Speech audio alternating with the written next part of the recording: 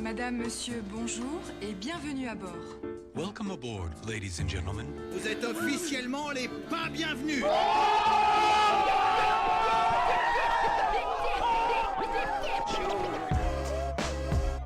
Paris 2. Ton podcast de quartier. Animé par Valentin.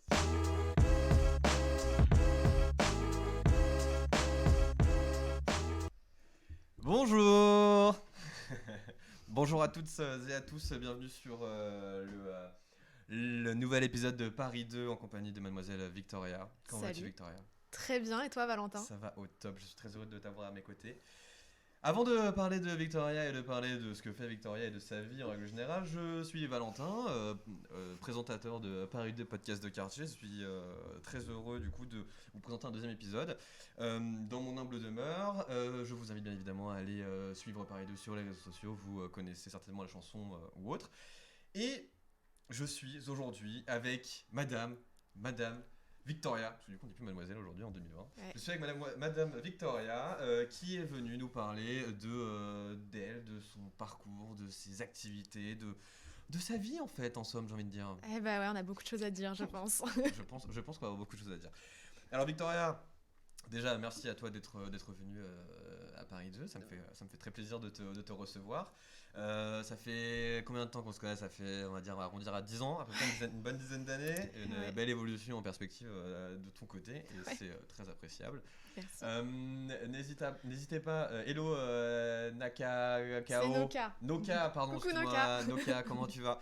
N'hésitez pas bien évidemment à interagir sur le chat, à poser vos questions si vous avez des questions, à saluer si vous avez envie de saluer. Nous sommes là pour ça et pour échanger avec vous. Victoria, la parole est à toi. Oh là là. Parle-moi de toi, parle-nous de toi. Qui es-tu, que fais-tu, voilà. Et bah déjà, merci de m'accueillir sur Paris 2. Grosse première pour moi ce live. Un petit peu de pression, mais bon. Ouais, franchement, ici, on est bien, on est dans un cadre serein, on discute, on est à la maison. Donc je me sens bien. À tes côtés, super. Et bah écoute, qu'est-ce que je peux dire sur moi ? Comment je peux introduire ça ? Déjà, tu t'appelles Victoria, c'est déjà... Je m'appelle Victoria et c'est déjà un bon début. T'as quel âge ? Tu fais quoi ? Pourquoi ? Comment ? Eh bah très bien, c'est parti. Je m'appelle Victoria, j'ai 25 ans et aujourd'hui je suis indépendante. J'ai 2 casquettes. Je suis content stratégiste et rédactrice web en freelance, on peut appeler ça comme ça. Alors j'ai un statut un peu particulier, je pense qu'on y reviendra après. Mais aujourd'hui, moi-même, je suis le premier à ne pas avoir Je t'expliquerai et tu comprendras. Il y aura un quiz à l'issue. Je me coucherai moins bête ce soir. Et à quoi ressemble mon quotidien ? Eh bien, en tant qu'indépendante, je crée du contenu pour des marques. Okay. Des marques aujourd'hui qui sont des marques en B2B. Beaucoup d'entreprises tech, business to business, c'est-à-dire que je crée des contenus pour des entreprises qui proposent des produits ou des services pour d'autres entreprises. Okay. Voilà, donc c'est-à-dire que je travaille pas typiquement avec des marques de prêt-à-porter, par exemple, qui vendent des produits à des particuliers comme vous et moi. En fait, non, je crée des contenus qui restent très corporate. Okay. Alors, corporate ne veut pas dire chiant. Corporate veut dire pour des entreprises, une audience d'entreprise.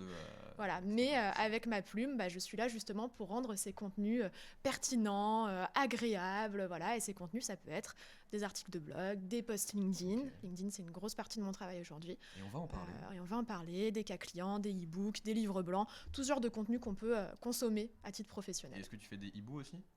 Des e-books. Allez, c'est parti, c'est beaucoup d'humour. Ok Victoria, écoute, tout d'abord déjà, raconte-nous un petit peu qu'est-ce qui t'a poussé à te lancer en tant qu'indépendante. Parce que du coup tu as fait des études, etc. Tu as fait une école de commerce et autres, donc on va revenir un petit peu là-dessus. Mais qu'est-ce qui t'a poussé à devenir indépendante, quoi ? C'est quand même un choix.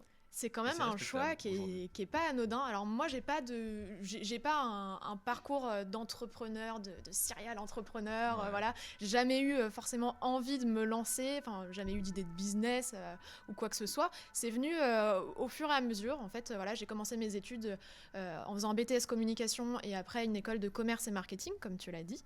Et on salue tes amis du BTS. Comment ? On salue tes amis du BTS. Ouais, on leur fait des gros bisous. Et en fait, ce qui s'est passé, c'est qu'avec ces études, j'ai eu un pied très tôt dans le monde professionnel parce que j'ai eu pas mal de stages, 3 stages en 2 ans en BTS, j'ai eu 2-3 autres stages pendant mon cursus ensuite en école de commerce. Donc très vite, j'avais envie de travailler en entreprise. Et puis après, voilà, j'ai enchaîné, je travaillais dans des startups, dans des grands groupes, en agence. 2 alternances, un CDD, un CDI. Et puis, je me suis retrouvée dans ce CDI où je suis restée 4 mois. Et en fait, j'étais pas à ma place. Donc en fait, il s'est passé quelque chose que beaucoup de personnes rencontrent, j'en suis sûre. Une sorte de révélation. Une sorte de révélation, Un constat. Je suis arrivée parce que la force des choses fait qu'une fois qu'on est diplômé, bah voilà, on doit rentrer sur le marché du travail dans une entreprise, si possible une belle entreprise avec un bon salaire. Voilà, on est un peu conditionné à tout ça. Et moi, j'ai suivi un peu le mouvement. Et en fait, en arrivant, je me suis dit, mais oula, je suis pas à ma place, je ne me sens pas bien, ce n'est pas pour moi. Et donc en fait, ça, je m'en suis rendu compte très tôt, mais j'ai eu beaucoup de mal à partir, en fait, à me dire, à me lancer, à me dire, mais en fait, si t'es pas bien dans ce CDI, qui est certes le premier CDI, ce n'est pas grave, ce n'est pas une fatalité. Tu peux partir, tu peux rebondir, tu peux changer. Et en fait, le problème, c'est que moi, je n'avais pas de plan B. Je me disais juste, je veux partir de ce CDI. Et en fait, à force de me dire, je veux partir, je me posais, finalement, je restais. Parce que je me disais, mais qu'est-ce que je vais faire après ? Voilà, c'est ça, qu'est-ce que je vais faire après ? J'ai pas de plan B, typiquement, voilà. je sais pas où je vais. Je sais pas où je vais. Et donc, en fait, petit à petit, c'est assez marrant parce que j'ai commencé à dire à mes anciens collègues, donc voilà, on s'est entendu avec mon ancien manager pour que je puisse partir, et j'ai commencé à dire à mes anciens collègues, je pars parce que je vais me lancer en indépendante. Et en fait, c'était une excuse. C'était une excuse. Je disais à tout le monde, voilà, je vais devenir freelance. J'adore ce que je fais. Donc, j'étais dans un CDI en tant que content manager. Je créais déjà du contenu à l'époque, dans une boîte, en B2B. Et ce que je faisais, en termes de compétences, j'aimais bien ça. Mais c'était le job qui me correspondait pas. C'était peut-être le statut, c'était plein de choses. Et au final, je disais à tout le monde, non, mais je vais faire pareil en indépendante, je vais faire pareil en freelance, pour qu'on me foute la paix, en fait. Qu'on arrête de me dire, mais qu'on me laisse tranquille. Et en fait, ce que je disais pour qu'on me laisse tranquille, c'est devenu réalité, puisque j'ai quitté mon CDI. Et puis finalement, je me suis dit, pourquoi pas, en fait. À force de dire à tout le monde que je peux faire ce que j'aime, c'est-à-dire créer du contenu en freelance, et testons, faisons, et on verra. Bon, du coup, vu que tu as fait ton petit BTS, tu as fait ton école de commerce aussi, l'ISTEC si je ne m'abuse. Tout à fait. C'était quoi ta filiale que tu as fait à l'ISTEC pour après te diriger de près ou de loin sur cette partie un peu content stratégiste, création de contenu ou autre? Et alors, après ce BTS communication, donc j'avais premier bagage en communication, je me suis dit que j'avais vraiment envie d'évoluer en marketing digital. Donc j'ai suivi un cursus en marketing digital, tout simplement, en 3 ans. Donc je suis arrivée en 3e année dans cette école. La 3e année, c'était plutôt classique, c'était un cursus en commerce. La 4e année, je suis partie à Londres, où là j'ai suivi des cours de digital, de publicité, de brand management. T'es partie combien de temps à Londres ? Je suis partie un peu plus de 6 mois. J'étais là au TGV à l'Eurostar quand elle est partie. Et c'est vrai, mais oui. J'aurais dû sortir cette photo dossier, mais bon, je ne t'affiche pas. Ouais, c'était un grand pas, mais... Pour préserver cette amitié, je ne ferai rien. T'es sympa. Mais pied de femme, il fait un fuck, le nain doré, là, oui, totalement, c'est ça, c'est une œuvre d'art, c'est joli. Salut à toi, pied de femme, bienvenue. Mais voilà, pour répondre à ta question, j'ai eu une filière communication, marketing digital, et j'ai toujours aimé écrire. En fait, j'ai toujours aimé écrire, j'ai toujours aimé le marketing, la publicité. Quand j'étais au lycée, déjà, je pensais que j'allais devenir publicitaire, voilà. L'effet que peut faire 99 francs sur une adolescente. Mais... Très belle référence. Ouais. Mais voilà, j'ai toujours su qu'il y avait quelque chose à faire avec les mots, la communication, la publicité. Et petit à petit, voilà où j'en suis. C'est très bien. Donc, une fois que tu as décidé d'arrêter ton CDI, tu as dû te lancer toute seule, sans ayant forcément une connaissance globale du freelance ou du monde du freelance, parce que du coup, tu fais partie... T'es en freelance, mais tu fais partie d'une sous-catégorie de freelance. Alors sous-catégorie, je sais pas, parce qu'on est quand même une élite particulière. C'est vrai, sous-catégorie est le mauvais mot, mais je pense que tu es dans une case type coopérative, une niche, et du coup, tu es dans une coopérative. Alors à mon sens, moi, c'est très vague, mais je vais t'expliquer. Agricole, c'est la seule définition que j'ai.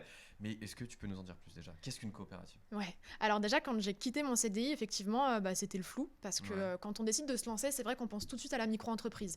Parce que c'est simple, c'est vrai, c'est très pratique. En quelques clics, on peut monter sa société d'auto-entrepreneur, donc c'est assez pratique. Mais en fait, moi, je suis passée par la case Pôle emploi quand j'ai quitté mon CDI. Ok. Et c'est là que j'ai dit à ma conseillère, en fait, je suis un peu paumée parce que, comme je le disais au début, j'aime ce que je fais, j'aime écrire, j'aime créer du contenu, je sens que je suis faite pour ça. En revanche, je ne sais pas si je suis faite pour le statut vraiment solo, freelance, etc. Et c'est là qu'elle m'a dit, écoutez, en fait, il y a un compromis parfait qui existe entre le salariat et l'indépendance, ça s'appelle la coopérative d'activité et d'emploi. Ok. Et donc, en fait, c'est une structure qui accompagne des personnes qui veulent se lancer. Donc, ça peut être des personnes comme moi, assez jeunes, ou des personnes en reconversion. Des gens qui ont envie de se lancer tout simplement, de tester un projet, mais qui n'ont pas envie de s'embêter à monter une structure, monter une société, ouvrir un compte en banque professionnel, enfin, toute la partie administrative, qui ont envie d'être soutenues, épaulées. Et en fait, j'ai rejoint cette coopérative. Ok. Globalement, en fait, j'ai un statut d'entrepreneur salarié. Donc, c'est D'accord. un statut particulier puisque je suis salariée de la coopérative. J'ai un contrat avec cette coopérative qui m'encadre. J'ai une conseillère. On gère totalement ma comptabilité. Donc, j'ai externalisé ça. Voilà, il y a 300 indépendants dans ma coopérative. Donc, j'ai un gros réseau. Mais je suis le seul maître à bord de mon activité. Donc, je suis entrepreneur. La maîtrise des mots. Voilà, c'est ça, mais Tout est parfait, c'est fou ça. Non, mais je trouve mes propres clients, c'est moi qui vais les chercher, je travaille à mon rythme, donc Ouais. j'ai le quotidien d'un freelance, mais simplement l'encadrement d'un salarié. Du coup, ça C'est un veut compromis. dire que c'est la coopérative qui te paye. Alors, c'est la coopérative qui me paye sur la base de mon chiffre d'affaires. Donc, Ok, c'est-à-dire c'est qu'effectivement, j'ai un contrat avec cette coopérative, j'ai des fiches de paie à la fin de chaque mois comme un salarié traditionnel, donc des fiches de paie avec de l'argent qui tombe sur mon compte en banque perso. J'ai une mutuelle, j'ai tous les avantages du salariat, ce qui est plutôt agréable quand on est indépendant quand même. Mais effectivement, la coopérative me paye sur la base de ce que j'ai réalisé. Donc effectivement, si je génère pas de chiffre d'affaires, mon salaire est inexistant. Voilà. Donc, c'est pour ça que, Mais du je me coup, porte très bien quand même c'est pour ça que, du coup, aujourd'hui. tu me fais une parfaite transition Ouais. sur le sujet de comment trouver tes clients quand tu te lances. Ah ça c'est une belle question. La prospection, du coup, je vous invite à regarder le profil de Victoria sur LinkedIn qui est tout plein d'informations, de tips et tout. Et tu vois, par exemple, moi, de par mes expériences, la prospection, je déteste ça. Ouais. Et, Tu n'es pas le seul. Voilà, et du coup, je peux comprendre qu'il y en a qui aiment, il y en a qui n'aiment pas. Mais du coup, toi, comment tu t'es projeté au moment où du coup, tu te dis, en fait, là, je suis solo, Ouais. je suis indépendante officiellement et il faut que je trouve des clients. Alors moi j'ai eu une première phase où en fait je me suis testée bénévolement. Donc tu es bien au courant puisque quand je me suis lancée, alors ça c'était avant de me lancer officiellement, j'avais pas encore commencé à trouver des clients, mais je me suis dit ah là là, une œuvre d'art parmi tant d'autres par les personnes qui sont sur le live. Donc en gros, pour vous raconter l'histoire de comment je me suis lancée, je me suis testée sur 3 projets bénévoles en me lançant. Donc il y a eu Valentin qui a sa marque Fomp. Exactement, 10% avec le code Paris2 sur fond.fr. Il est exceptionnel. et donc je me suis testée, je lui ai demandé s'il avait besoin d'aide pour écrire des textes. En parallèle, j'ai aidé une association qui s'appelle Princesse Margot qui lutte contre les cancers pédiatriques. Et j'ai aidé une amie qui a un restaurant. Et donc en fait, je jonglais entre ces 3 projets bénévolement, je proposais mon aide, je voyais si ça me correspondait bien, le fait d'avoir plusieurs clients en même temps pour des missions différentes. Et puis petit à petit, j'y ai pris goût et je me suis dit, mais en fait, c'est génial, en fait, je peux être payée pour ça. Donc maintenant, je vais aller trouver des clients. C'est un constat. Voilà, c'était important et c'était le premier grand pas dans cette prise de conscience de j'aime ça, j'aime être indépendante et je peux être payée pour ce que j'aime faire. Donc après avoir fait bénéficier de mes services gracieusement à mes amis, je me suis dit je vais aller trouver des clients. Pour le coup, en y revenant, Victoria, pour fond du coup, a écrit tout le storytelling suite à, on va dire, l'histoire qu'on lui avait racontée. Et c'est vrai qu'aujourd'hui, en fait, le storytelling, j'ai même pas envie d'y toucher parce que je le trouve ultra percutant. Et juste cette phrase, Fomp est le reflet de notre génération, nous sommes l'audace, l'humour, la fierté. Les gars, j'aurais pas fait mieux et je trouve ça juste ultra impactant et ultra fort. Voilà, c'est tout. Ça me touche beaucoup. Merci. Merci beaucoup. Comment rebondir après ça? Pour continuer, comment est-ce qu'après, du coup, j'ai trouvé mes premiers clients? Oui, bien sûr. Alors, du coup, tu ne vas pas bosser gratuitement toute ta vie. Non, d'un moment, il faut se lancer. Exactement. Il faut s'affirmer, il faut trouver des clients. Moi, j'avais une stratégie, et j'ai toujours d'ailleurs, et j'encourage aussi les gens à faire ça, une stratégie avec plusieurs leviers d'acquisition. Donc, c'est-à-dire que je ne mise pas tout sur le même canal. Ok. Je fais de la prospection, ça c'est une première chose. La prospection, donc c'est-à-dire que je vais démarcher les entreprises qui me font envie, qui me donnent envie, qui me motivent, pour qui voilà, j'ai envie de créer du contenu. Je vais les démarcher. Donc comment est-ce que je fais? Donc soit je fais des emails, ça c'est ce que j'ai fait au début. Ouais. Et maintenant ma prospection, elle est beaucoup plus sur LinkedIn. Donc Tu c'est-à-dire faisais que des emails en mode email personnalisé pour chacun ou genre tu prenais une sorte de Mailchimp et t'envoyais à non, pleine balle, personnalisé, évidemment. Non. Queen Plus de temps, quoi. queen de la personnalisation. Non, en fait, j'utilisais vraiment ma plume au service de ma prospection aussi, puisque Ok. les entreprises que je prospectais, j'avais pour chacune vraiment envie de travailler avec elles. Donc, je prenais du temps pour travailler chaque message, identifier la bonne personne. J'envoyais pas des emails de masse. C'était vraiment de la personnalisation. Voilà, j'essayais d'y mettre de la personnalité, de montrer comment est-ce que je pouvais accompagner. Voilà, c'est toujours dur quand on se lance et qu'on n'a pas forcément de preuves tangibles, Ouais. une liste d'articles de blog à montrer, etc. Il faut se démarquer autrement. Donc moi, je me démarquais par ma plume, par mon envie, ma motivation. Et donc, j'écrivais des emails. Petit à petit, j'ai décalé sur LinkedIn une communication qui était beaucoup plus courte en envoyant des messages personnalisés à des dirigeants, etc. Ouais. Mais toujours dans la personnalisation. Ça, c'est un premier levier, c'est la prospection. C'est oser aller démarcher des clients qui nous donnent envie. En fait, je sais que beaucoup de personnes ont peur, beaucoup de personnes n'osent pas, beaucoup de personnes ont la flemme, mais Aussi, ouais, ça y a aussi une grande part de ouais, flemme. mais il faut se dire que c'est vraiment l'opportunité d'aller travailler avec ses clients idéaux, tout simplement. Donc en fait, il faut se donner cette chance-là, et c'est ce que j'ai fait dès le début. Donc ça m'a attiré des premiers clients. Ouais. Et puis après, j'ai eu un deuxième levier. Le deuxième levier, il est arrivé, on va dire 3-4 mois après mon lancement. Je me suis mise à communiquer sur LinkedIn. Ok. Donc en fait, petit à petit, j'ai équilibré la balance. Donc à la fois, j'allais vers les gens, j'avais de l'outbound, donc en gros, c'est moi qui envoyais des messages aux gens. Et à la fois, j'avais de l'inbound parce que je créais du contenu sur LinkedIn, des posts, je relayais mes articles de blog, etc. Ouais. Au début, c'est comme ça que j'ai commencé. Et petit à petit, j'ai créé un rendez-vous avec les gens sur LinkedIn, 2 fois par semaine, je crée des posts. Et voilà, après la viralité du réseau fait que les posts tournent, sont vus, sont commentés, sont partagés. Les gens m'ajoutent, les prospects voient mes posts, et en fait, c'est eux qui viennent vers moi. Un peu effet vertueux, quoi. Exactement. Et donc du coup, ça a été le deuxième levier pour trouver des clients, ça a été de créer du contenu sur LinkedIn pour m'attirer des prospects qui s'intéressent à ce que je raconte. LinkedIn, c'est finalement un beau portfolio pour moi, parce que ça me permet d'écrire et à la fois d'attirer les gens qui aiment ma plume, pour ceux qui accrochent à mes textes et ce que je raconte. Ok. Ça a été sympa. Et puis, je continue toujours à le faire. Et troisième levier, du coup, je travaille avec des agences, enfin, notamment une agence aujourd'hui qui sert d'apporteur d'affaires, entre Ok. guillemets.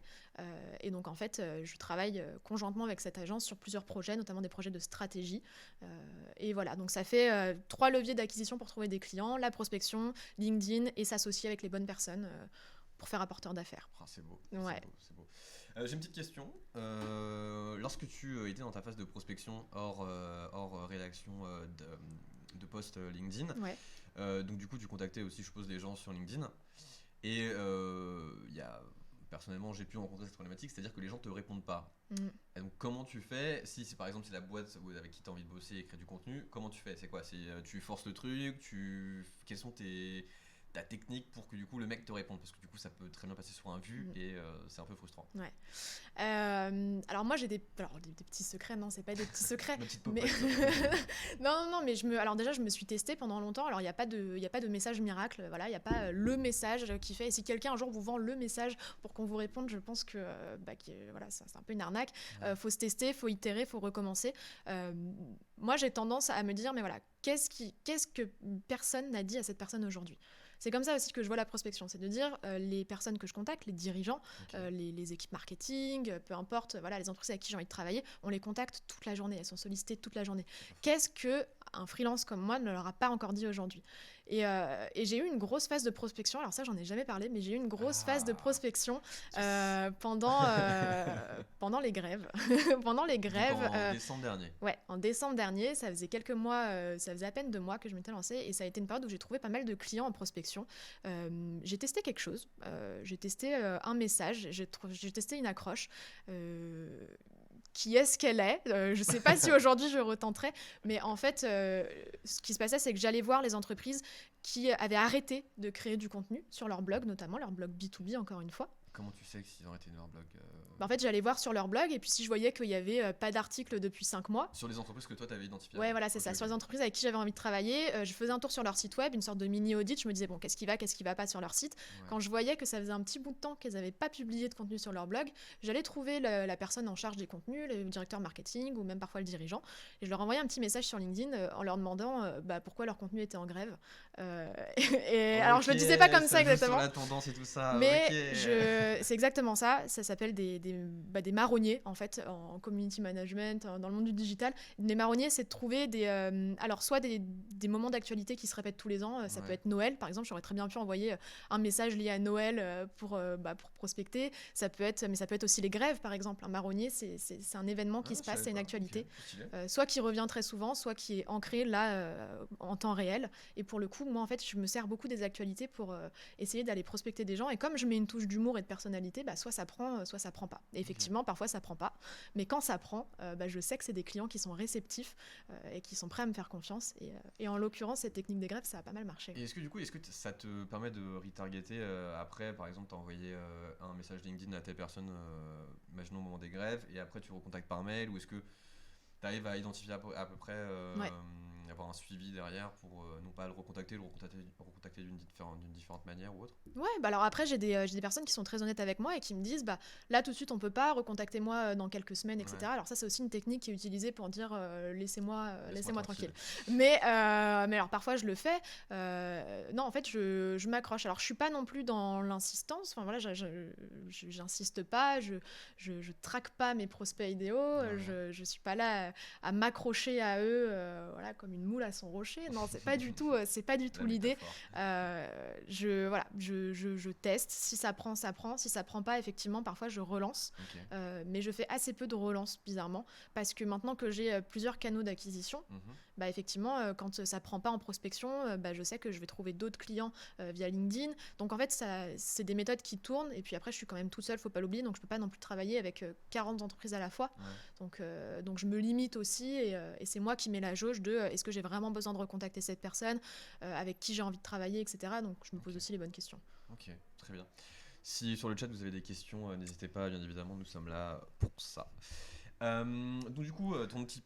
Aujourd'hui, moi, en termes de visibilité, c'est LinkedIn. Ouais. Qu'est-ce qu'un bon post LinkedIn? Comment bien maîtriser l'outil pour avoir des interactions? Je vais donner 2-3 chiffres, parce que bon, quand même, chez Paris 2, on se renseigne, je tiens à le dire. Un de tes posts qui a le plus marché a fait plus de 7777 beaucoup trop de 7 dans ce chiffre. Conspiration. Like, du moins, plus de 800 commentaires, et avec des impressions du post à hauteur de 400 000 vues, donc ce qui est équivalent peut-être de 2 fois la ville de Dijon. Donc je pense que c'est quand même très impressionnant. Il y a quand même beaucoup de Dijonnais qui t'ont vu. Salut Dijon. Bisous à tous les Dijonnais. Et du coup, voilà, comment créer un contenu sur LinkedIn qui soit à la fois intéressant, percutant, et qui ensuite, toi, te permettre de récupérer des clients ou autre. Ouais, alors il y a plusieurs choses. Déjà, là, ce post que tu as cité, effectivement, c'était assez exceptionnel. C'est pas la norme de faire presque 500 000 vues sur un post. C'est pas commun. Disons que c'était un gros buzz qui est devenu un peu incontrôlable. Mais c'est pas commun. Et ce post-là, en l'occurrence, c'était un petit coup de gueule. C'était un post assez à chaud, spontané, sur un sujet qui, moi, m'a touché particulièrement. Une remarque qu'on m'a faite en me disant que j'avais eu de la chance d'être là où j'en suis aujourd'hui. Et en fait, moi, j'en ai un peu marre par moment qu'on remette mon évolution sur le dos de la chance. Et donc c'était un post où j'explique que si j'en suis là où j'en suis aujourd'hui, c'est qu'il y a beaucoup de travail derrière. Et en fait, c'est simplement pour faire passer un message de quand vous rencontrez quelqu'un qui semble réussir, peu importe ce qu'on met derrière la réussite, c'est subjectif, mais peu importe ce qu'on met derrière la réussite, félicitez-le aussi pour le travail qu'il a fait, parce qu'il y a beaucoup de nuits blanches, il y a beaucoup de travail. La vie d'entrepreneur, c'est pas tous les jours tout rose. Et en fait, ce post est devenu super viral et incontrôlable. Mais en temps normal sur LinkedIn, moi, je fais 2 posts par semaine. On n'est pas sur des chiffres comme ça. Enfin, il y a quand même beaucoup d'engagement et une communauté qui me suit. Mais il faut pas prendre ça en référence non plus. Et quand on veut être sur LinkedIn, il faut pas le faire pour faire de l'influence. En fait, LinkedIn, on est là pour développer sa présence, on est là pour développer son personal branding, sa marque personnelle, son réseau. Et puis après, tout ce qui est lié aux vues, il ne faut pas y accorder non plus trop d'importance. Moi, j'ai tendance à dire une sorte d'équation que j'essaie de respecter à chaque fois, en trois temps. Une addition plutôt, voilà, Ok, on va vas-y. rester simple. Vas-y. En premier temps, c'est la régularité. Ok. En fait, sur LinkedIn, il va falloir instaurer un rythme, créer des rendez-vous avec son audience. Et pour moi, c'est le plus important. C'est-à-dire que voilà, si demain vous faites votre premier post sur LinkedIn, que vous soyez un freelance, quelqu'un en reconversion ou même un employé, parce qu'on voit de plus en plus aussi d'employés prendre la parole sur LinkedIn. Ouais. LinkedIn, c'est plus qu'un CV en ligne en fait, c'est plus qu'une médiathèque, une CV tech. Non, LinkedIn, c'est un vrai outil pour prendre la parole, faire passer des messages. Ok. Donc si demain vous vous mettez à faire ça, il ne faut pas s'arrêter au résultat du premier post. Il faut instaurer des rendez-vous. Il y a un entrepreneur qui s'appelle Romain Limois, qui a un super podcast, qui dit souvent la régularité bat le talent. Donc en fait, c'est ça, c'est la régularité, tout simplement. Ça, c'est la première étape. Mais comment être régulier et régulière si, par exemple, t'as pas d'inspiration? C'est ce qui s'appelle définir une stratégie éditoriale, un calendrier éditorial. Et donc, Et donc là, on appelle Victoria. Et là, on m'appelle parce que moi, j'accompagne les entreprises aussi pour ça. Alors, pas que sur LinkedIn, ça Oh, peut les être dans transitions, mais tout va un bien dans ce contexte podcast, beaucoup c'est plus fou. grand. Mais voilà, en fait, c'est l'inspiration. En fait, moi, je définis des piliers éditoriaux avec mes clients et c'est ce que j'invite les gens à faire si demain ils veulent prendre la parole sur LinkedIn. C'est de se dire, je vais essayer de définir un pilier éditorial. Ça peut être parler de ce qui m'inspire. Ouais. Un pilier éditorial, ça peut être parler de sa vie d'entrepreneur. Ça peut être de parler des tendances de son écosystème. Enfin, voilà, c'est de définir Tu des fais grands par sujets. semaine, par mois? Alors après, ça dépend de chaque personne. Moi, j'ai la chance, entre guillemets, j'ai beaucoup d'inspiration. Je suis tout le temps inspirée. Ok. J'ai un Trello, donc sur un outil, en fait, je note à chaque fois toutes mes idées de posts et j'ai 2-3 semaines d'avance sur mes futurs posts LinkedIn. J'ai beaucoup d'inspiration. Mais en fait, c'est de se dire, dans un premier temps, peut-être, je prends la parole une fois par semaine sur LinkedIn. Ça fait 4 fois par mois et chercher 4 idées de posts en rapport avec des thématiques qui peuvent intéresser l'audience. Ok. Donc ça, c'est la première chose, c'est la régularité. Pour moi, la deuxième chose, c'est l'authenticité. Donc, c'est-à-dire que l'inspiration, ça vient aussi en regardant ce que les gens font, c'est évident. Enfin voilà, on a besoin de regarder ce que les gens font. Ouais. Mais il faut trouver des prises de parole authentiques. Il faut d'ailleurs pas faire que partager sur LinkedIn. Il faut pas faire tout le temps partager, l'algorithme n'aime pas forcément. Il préfère des publications natives. Donc, c'est-à-dire, c'est toi qui vas prendre la parole et qui va donner ton avis sur un sujet, qui va partager une actualité, etc. Mais vraiment avec ta plume, avec tes mots et voilà. Donc l'authenticité, être vrai, naturel, ne pas essayer d'imiter les gens sur LinkedIn, ça marche pas. Et la troisième, c'est la qualité. Alors la qualité, c'est subjectif, mais ça se voit en fait au fur et à mesure. C'est de prendre la température de ce que pensent les gens sous les posts LinkedIn. C'est regarder ce qu'ils disent, est-ce que ça crée de l'engagement, est-ce que les gens passent leur chemin quand on prend la parole sur un sujet. Et c'est comme ça qu'on arrivera à définir si ce qu'on fait, c'est de qualité. Mais c'est lié à la valeur perçue. Donc, Ok. Mais est-ce que c'est subjectif. aujourd'hui, moi quand je scrolle sur mon fil LinkedIn, est-ce qu'une publication que moi demain je vais faire avec peut-être juste la vidéo de ce podcast et un message en disant oui j'ai reçu Victoria sera plus ou moins performant qu'un message où du coup où tu rédiges vraiment tout de A à Z, où du coup tu segmentes ta pensée et ton post. Est-ce que du coup c'est voué à être non performant ou ça se passe comment? Aujourd'hui, il y a quand même des petites règles qui reviennent de plus en plus souvent sur LinkedIn. Alors même si on peut pas être maître de l'algorithme, je peux pas te dire aujourd'hui, demain, voilà exactement ce qui va marcher sur LinkedIn. Alors après, même encore marcher, ça dépend ce que ça veut dire marcher. Ouais. Est-ce que ça veut dire faire des vues? Est-ce que ça veut dire avoir plein de gens qui t'ajoutent après? Est-ce que ça veut dire avoir plein de commentaires? Enfin voilà, on maîtrise pas l'algorithme, donc c'est un peu difficile de répondre à ces questions. Aujourd'hui, il y a des règles qui reviennent de plus en plus souvent, des règles par exemple de copywriting, donc du coup de vente. Comment est-ce que tu mets en avant ton message? Comment est-ce que tu arrives à accrocher l'attention dès la première ligne? Moi, c'est ce que je fais dans mes posts. On voit souvent que la toute première phrase, c'est quelque chose qui attire l'attention. Ouais, c'est soit catchy, donc voilà, c'est soit un reproche, ça peut être une question, ça peut être une phrase qui suscite un peu la surprise. Voilà, donc c'est de réussir à toucher l'attention dès la première ligne, de développer, d'avoir quelque chose d'assez construit, et puis de faire un appel à l'action à la fin. Donc ça, c'est ce que j'essaie de faire régulièrement, poser une question, avoir envie d'interagir avec les gens, parce que c'est important. Et voilà, en fait, c'est des règles de copywriting. Mais alors oui, ce que je voulais dire aussi, c'est que par rapport à l'algorithme, quand tu postes quelque chose sur LinkedIn, ça va prendre en compte aussi ton interaction derrière. Si tu postes une publication et qu'ensuite tu t'en vas, tu réponds pas aux commentaires, ça, LinkedIn va pas aimer. ok. Il faut quand même être présent. Il y a une règle comme quoi il faut être présent dans les 2 heures qui suivent la publication pour interagir avec les gens. Sinon, ça remonte pas dans le fil d'actualité. S'il y a l'interaction avec ton poste. S'il y a de l'interaction avec ton poste. Mais ça, encore, ça vient avec la régularité. Ok. Ça vient aussi en allant échanger sous les posts des autres, parce qu'il n'y a pas que sa création de contenu personnel. Et d'ailleurs, ça peut être une première étape pour les gens qui n'osent pas publier sur LinkedIn. Encore une fois, que ce soit des freelances ou même des personnes en entreprise qui ont envie de parler un peu du produit ou de ce qu'ils font, ou de recruter aussi beaucoup. La première stratégie, moi j'appelle ça la théorie des petits pas, c'est de faire des petits pas par petits pas.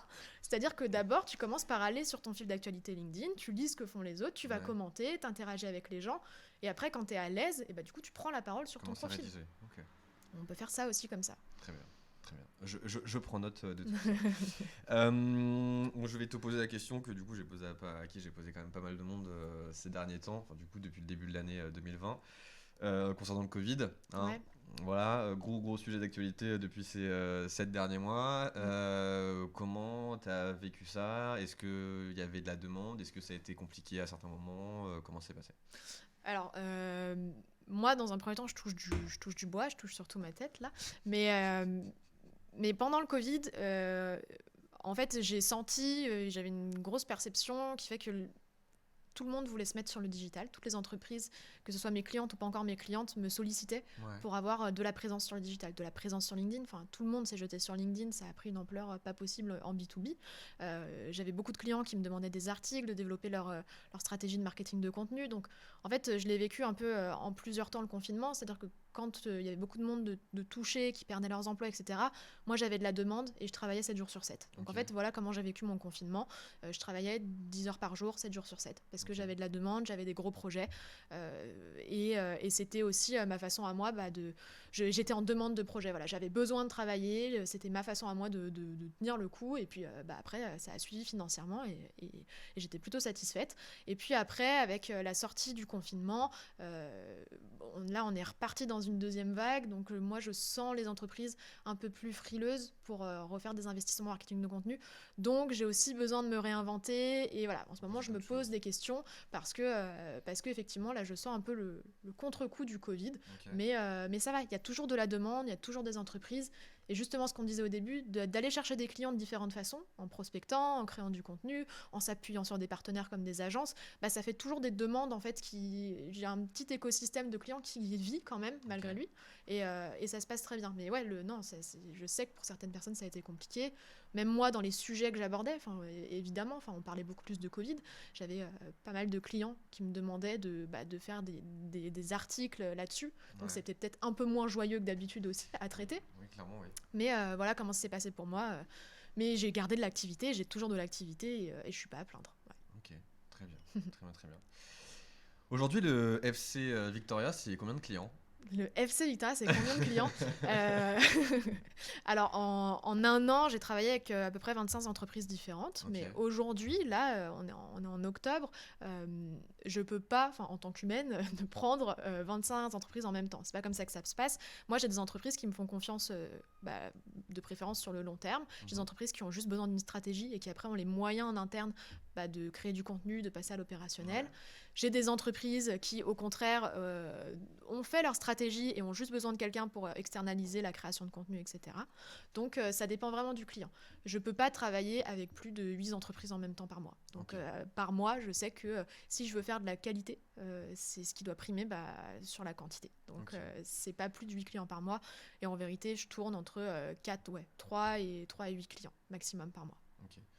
Et est-ce que dans un futur plus ou moins proche ou quoi, est-ce que du coup, si tu veux acquérir plus de clients ou quoi, est-ce que tu seras amené à peut-être bosser avec d'autres gens, mais tu vois, sous l'entité Victoria ou quoi? Je dis pas monter ta boîte, mais tu vois ce que je veux dire? Ouais, je vois ce que tu veux dire. Monter un pôle à toi de rédacteur, de créateur, de quoi? Alors ça, c'est quelque chose qui se fait beaucoup, en fait, de passer déjà du modèle freelance un peu au modèle agence. Alors même si on ne se prétend pas agence, c'est-à-dire, comme tu dis, en fait, d'intégrer d'autres partenaires dans son écosystème. Donc aujourd'hui, par exemple, je fais de la rédaction, mais je pourrais m'associer à d'autres rédacteurs, à des correcteurs, à des traducteurs. Enfin, tu vois, je pourrais monter un petit écosystème.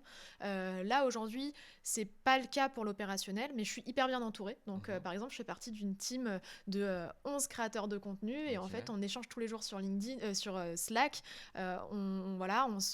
on se propose des missions les uns les autres. Donc en fait, on partage beaucoup en lien avec le travail. On ne travaille pas forcément ensemble, mais on est dans cet échange perpétuel. Et si jamais il y a des collaborations qui peuvent se créer, on le fait et on le fera, c'est sûr. Je suis dans une coopérative aussi où on est 300 indépendants, on fait des métiers tous différents, mais c'est possible que je m'associe avec quelqu'un le temps d'un projet. Mais pour le moment, c'est plutôt ça dans ma vision, c'est le temps d'un projet. Le temps d'un projet, je peux m'associer avec quelqu'un. C'est ce que je fais en ce moment, par exemple. J'ai intégré pour un de mes plus gros clients une autre personne, en fait, pour travailler avec nous, par exemple, sur la partie copywriting. Là où moi, je suis plutôt axée content marketing pour le moment. Et donc, tu vois, petit à petit, sur des projets, je peux intégrer des gens de mon écosystème. Mais monter mon agence, c'est pas d'actualité. Il y a déjà tellement de choses à faire aujourd'hui. Pour l'instant. Ouais. Très bien. Aujourd'hui, tes clients sont plutôt dans quel secteur? Bon, c'est du B2B, mais est-ce que c'est plus de la tech, de la finance, du food, je sais pas moi. C'est de la tech, c'est essentiellement de la tech. C'est des entreprises qui proposent des logiciels, des solutions informatiques pour d'autres entreprises. Donc ça peut être des solutions SaaS, ça peut être du service. Mais c'est pas mal d'entreprises qui sont intéressées par la tech. Moi, j'ai plusieurs grandes thématiques qui reviennent souvent pour les clients que je traite, parce que j'ai pas mal de clients dans le même grand écosystème. C'est pas des entreprises concurrentes, mais ça peut être du même écosystème. Par exemple, j'ai beaucoup de clients dans le domaine de l'expérience client. Donc c'est très large, mais ça va être de la collecte d'avis clients à la refonte des parcours clients, au multicanal. Enfin voilà, c'est tout ce qui traite à l'expérience client aujourd'hui. Tout comme je peux avoir pas mal de clients aussi dans tout ce qui va traiter de l'expérience collaborateur. Donc dans le milieu des RH, comment est-ce qu'on améliore le bien-être des collaborateurs au travail. C'est des grandes thématiques qui reviennent. Donc petit à petit, je commence vraiment à me construire un vivier de clients autour de thématiques communes. Et ça, c'est surtout des sujets que moi j'aime en fait, surtout. C'est moi qui vais aussi vers ces sujets-là. Donc je suis allée instinctivement vers la tech parce que avant cette vie de freelance, j'avais aussi un background tech dans mon dernier CDI, dans mon avant-dernier CDD, en alternance, etc. J'ai fait pas mal de boîtes dans la tech et j'avais envie d'aller là-bas. Mais je sais que demain, je me ferme pas à aller vers d'autres horizons, voilà. Pas forcément en B2C tout de suite, mais m'adresser à d'autres cibles en B2B, parce que le B2B c'est hyper large. Je pourrais m'adresser à d'autres freelances par exemple. Donc ça reste des professionnels et ce serait une autre cible. Mais aujourd'hui c'est très tech. Ouais. Et bon, du coup, là, vu que c'est très tech, comment si demain on te dit oui, Victoria, moi j'ai une startup, je sais pas, dans le textile, par exemple. Tiens, et je te dis, du coup, j'adore son écriture, ou enfin ton contenu, le contenu que tu produis. Et en fait, du coup, toi, tu connais pas ce domaine-là. C'est quoi? Ça va être quoi?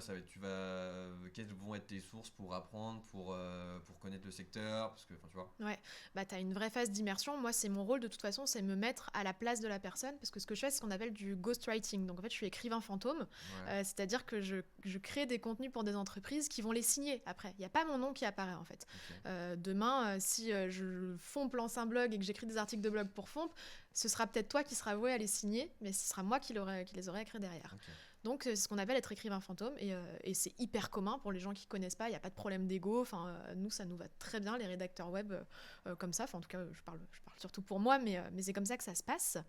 Et si demain j'ai une entreprise, un secteur qui me contacte, vers lequel j'ai vraiment envie d'aller, même si j'ai pas forcément d'expérience, il y a une vraie phase d'immersion derrière. Donc je vais beaucoup échanger avec le client, je vais lui poser beaucoup de questions, le maximum de questions possible. Je vais me renseigner sur son écosystème, je vais faire beaucoup de veille, je vais lire beaucoup de contenu.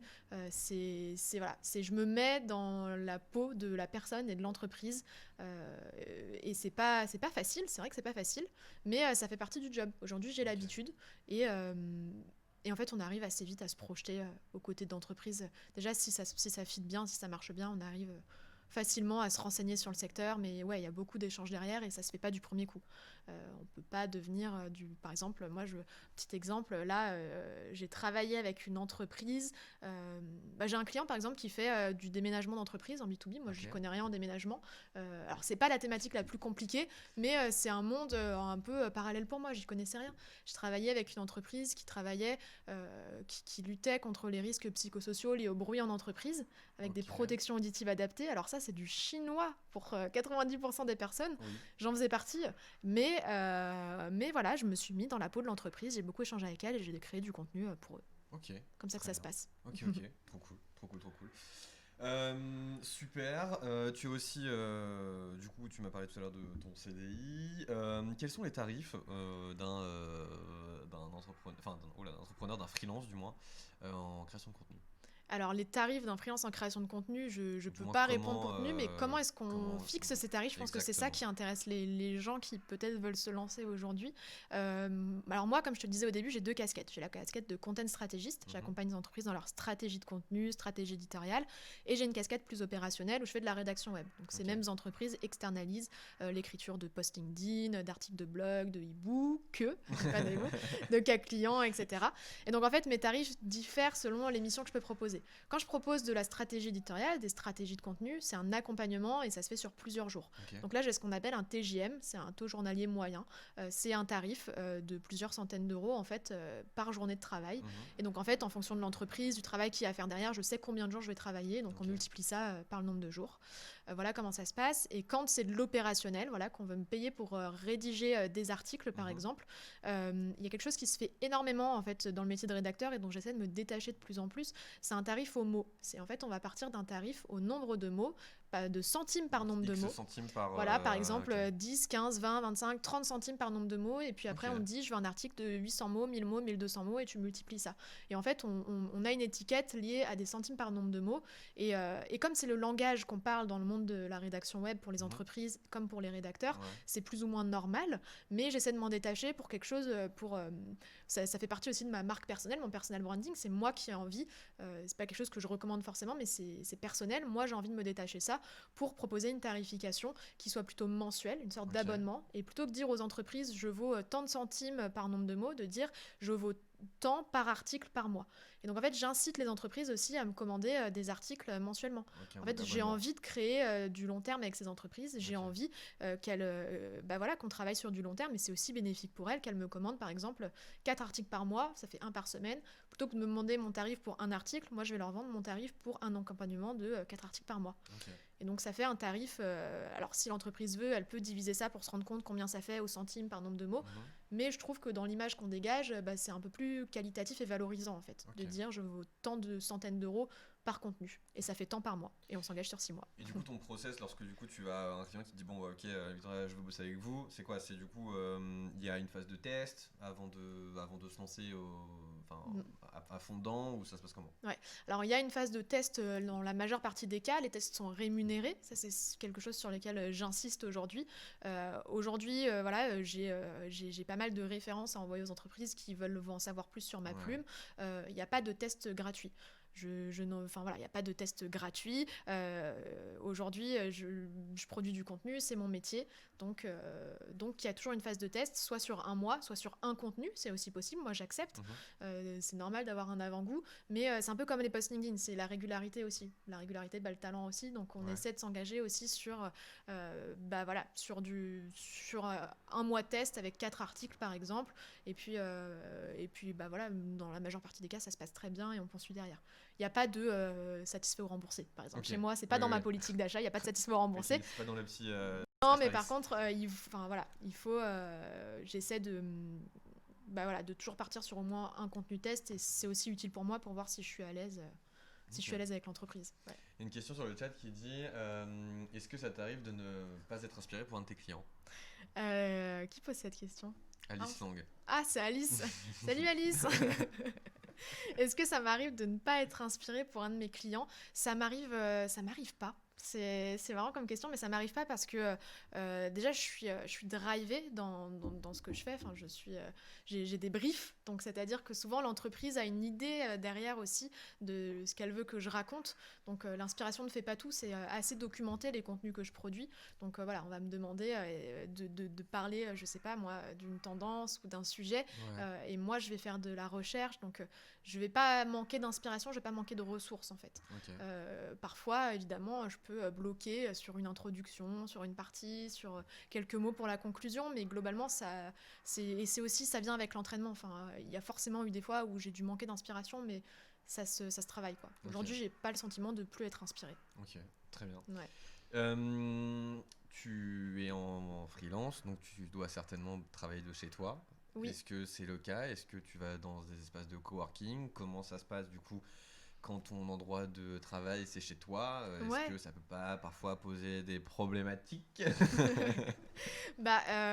Au début, je te disais, ouais, moi je suis quelqu'un qui multiplie les canaux d'acquisition. J'aime pas tout miser sur quelque chose. Je suis quelqu'un qui a besoin d'équilibre, donc que ce soit Ouais. pour trouver des clients, comme pour mon lieu de travail. C'est exactement la même chose. Ok. Évidemment, je suis freelance, je travaille beaucoup de chez moi, mais comme je fais partie de cette coopérative, du coup, ce statut un peu particulier, il faut savoir que ils ont des locaux dans le 11e à Paris, Ok. et donc je me rends dans ces locaux tous les mercredis, par exemple, pour coworker sur place. Il y a une salle de coworking, et je retrouve Donc, d'autres il y a à entrepreneurs. disposition, Voilà, ok. tous les mercredis, c'est ça par exemple. Ensuite, le reste de la semaine, je suis soit chez moi, soit dans des cafés. Donc, je travaille beaucoup dans des cafés à côté de chez moi, soit toute seule, soit à deux. Mais voilà, ça donne une autre dynamique de travail. Et puis, ça m'arrive aussi d'être chez le client. Ok. Chez le client, notamment pour tous les projets stratégiques, voilà, que ce soit pour faire des workshops ou alors pour restituer des présentations. Là, c'est un peu plus compliqué, on fait ça en visio en ce moment, mais je n'ai pas de semaine type où je suis 100% chez moi. Ça n'arrive Ok. jamais. Je suis à minima au moins une fois en train de coworker par semaine avec d'autres entrepreneurs. Ok. C'est comme ça que je trouve mon équilibre en fait. Très bien, très bien équilibré. Ouais. Et du coup, parmi ça, est-ce que tu as une préférence du coup? Parce que moi, à titre personnel, quand tu me dis ça, j'aurais une tendance à préférer être chez le client parce que du coup, au moins, je vois ses Mhm. besoins. Est-ce que de ces différentes étapes, ou du moins de ta semaine, est-ce qu'il y a quelque chose que tu préfères? Ça dépend vraiment du projet sur lequel je suis. Moi, je Ouais. fais quand même un métier quand je suis dans des missions de rédaction, j'ai besoin vraiment de calme, de silence. J'ai besoin d'être à fond dans ma rédaction. Donc, quand j'ai des missions de rédaction, je m'arrange toujours pour faire ça les jours où je suis chez moi. Ok. Évidemment, quand j'ai des missions stratégiques, j'ai besoin d'être en contact avec le client et je suis pas quelqu'un forcément enfin voilà, je suis pas 100% solitaire, j'ai besoin de liens, etc. Donc ouais, non, j'essaie toujours d'être chez le client quand je dois être chez le client. En revanche, c'est vrai que le mercredi et ces moments de coworking avec les entrepreneurs de ma coopérative, ça reste un de mes moments préférés de la semaine et je l'attends toujours avec impatience parce que je sais que ça va être à la fois studieux, mais c'est de l'intelligence collective en fait. On va travailler Ok. ensemble, on va s'aider quand on a besoin de s'aider. Ouais, c'est top quoi. Moi, Ok. j'adore le mercredi. Voilà, comme ça, c'est dit. Comme les enfants Team quand ils vont pas à mercredi. l'école et quand Exactement. ils finissent à midi. Yes. On a une question sur le chat de PB Poncelin. Salut Ah. à toi. Salut bébé. Comment tu gères les retours clients? Comment je gère les retours clients? Alors, c'est une question un peu large. Comment je gère les retours clients? Je ne sais pas si c'est dans l'opérationnel ou comment est-ce que je les gère moi personnellement, émotionnellement. Parce que c'est vrai qu'un client... C'est ouvert, c'est une question ouverte. Effectivement, c'est une question ouverte. Le champ des possibles se présente devant moi. Les retours clients, donc quand les clients sont contents, on va parler de ça très cash. Il y a des clients qui sont contents, il y a des clients qui sont pas forcément contents de mon travail pour X ou Y raison. Je fais un métier créatif. C'est comme si demain vous faites appel à un graphiste, enfin tu fais appel à un graphiste, imaginons, j'arrête de vous voyer. Tu vas avoir tendance à dire j'aime pas. La rédaction, ça peut être un peu pareil, ça peut être un peu du j'aime pas. Ok. Là où demain t'as un plombier qui vient chez toi, tu vas pas lui dire j'aime pas, c'est Ouais, le je mec m'y qui connais pas, répond à un donc, besoin, voilà, t'as besoin de lui. Les métiers créatifs, c'est très subjectif, et il y a beaucoup d'affect, d'émotionnel, etc. Ok. Donc je peux tomber face à des clients qui n'aiment pas. Quand les clients n'aiment pas, en fait je travaille toujours avec eux pour essayer d'améliorer ça. Moi je suis quelqu'un je me donne toujours, je suis très perfectionniste, je me donne à 100% pour mes clients. Mhm. Donc, quand un client n'est pas satisfait, on essaie de trouver pourquoi, on essaie d'améliorer, etc. Quand un client est satisfait, il me fait un retour satisfait, Ouais. là, je le gère très bien. Enfin, je suis ravie. Tranquille. Je sais pas si c'était vraiment ce qu'attendait PB pour cette question, mais les retours On clients, espère je que les la ai. réponse était bonne, PB. Ouais. Donne-nous une note sur 20, s'il te plaît. Non, mais je les gère toujours avec, certes, beaucoup d'émotionnel parce que j'ai envie de satisfaire, mais avec beaucoup de professionnalisme aussi parce que voilà, on est dans une relation commerciale avec ses clients, donc on fait tout pour que ça se passe bien. Ok. Et est-ce que du coup, lorsqu'on fait appel à une rédactrice de contenu, on fait appel à toi, Ouais. justement sur les retours clients, est-ce que, je sais pas, tu sais, sur les graphistes, tu as le droit à 1, 2 allers-retours et Ouais. tout?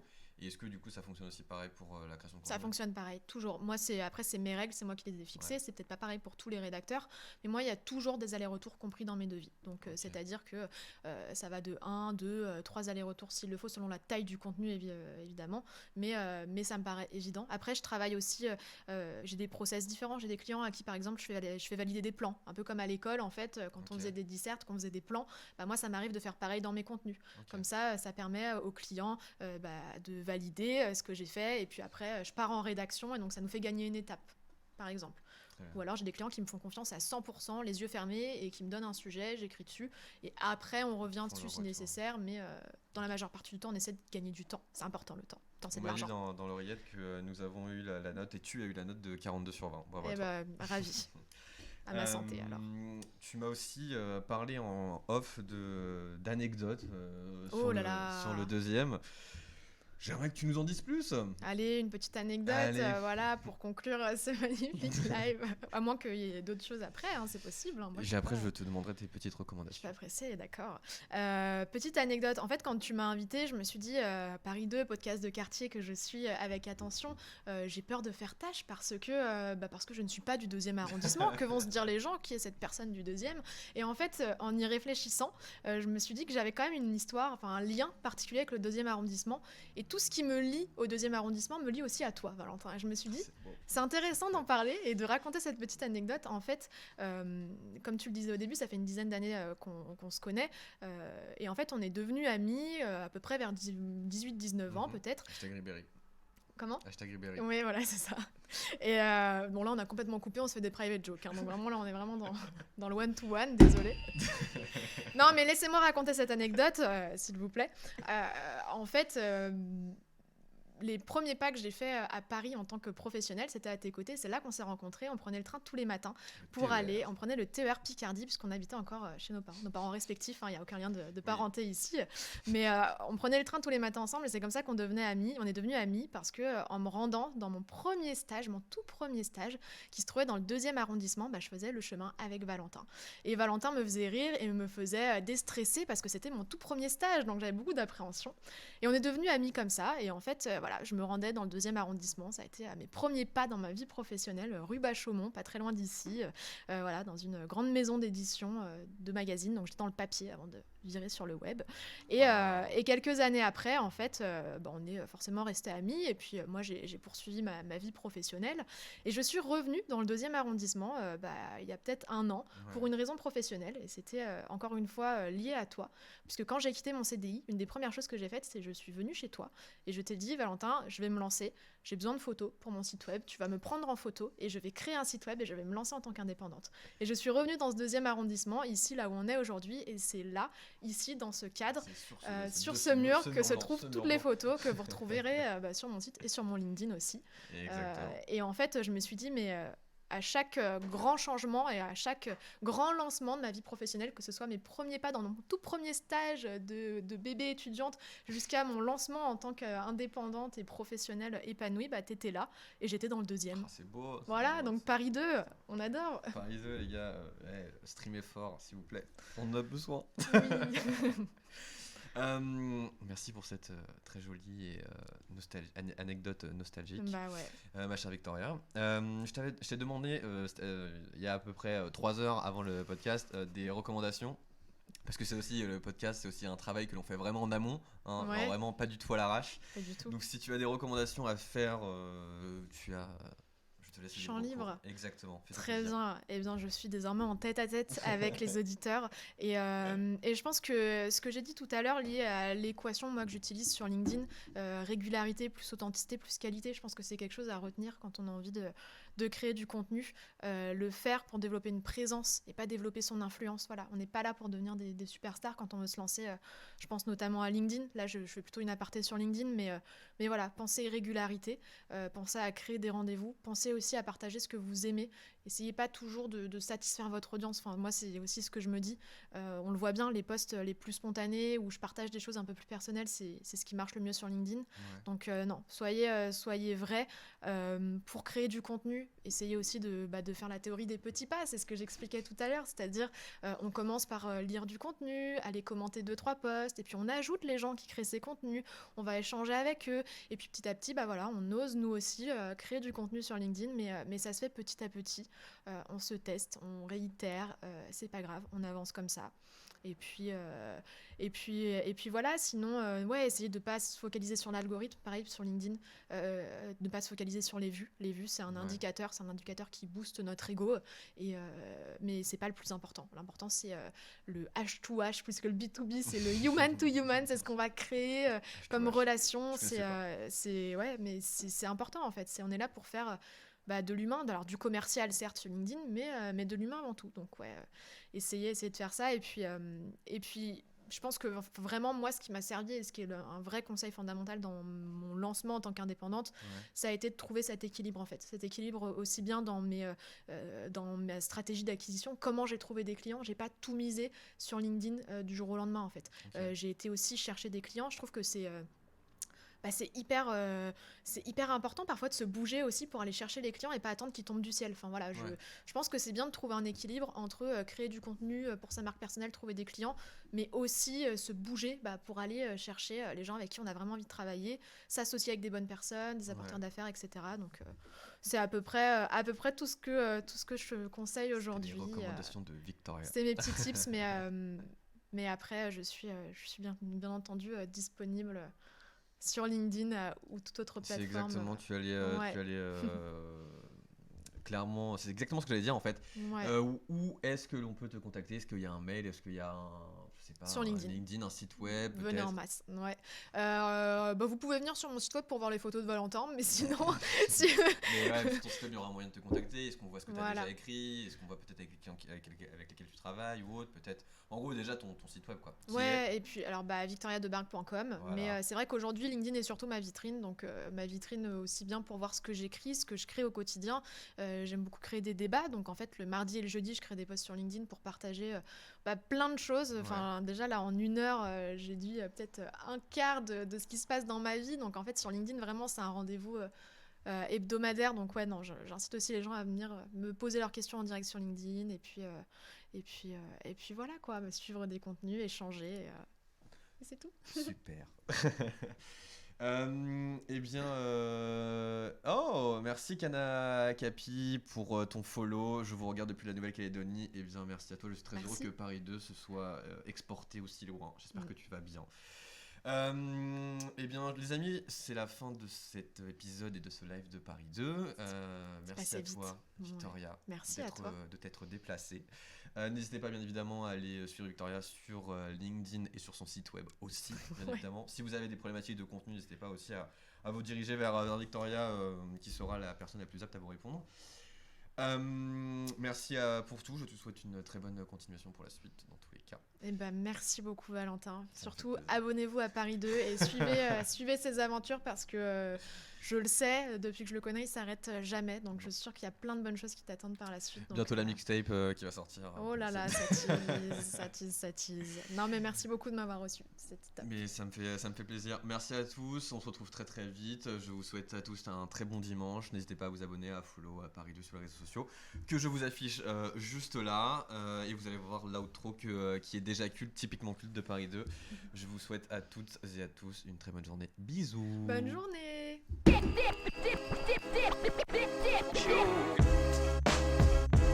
Paris 2.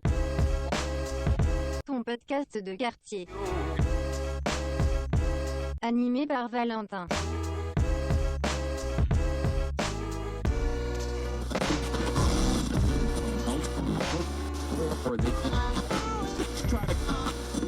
Яркое свечение еще продолжается. В этом опыте оно длится необычайно долго.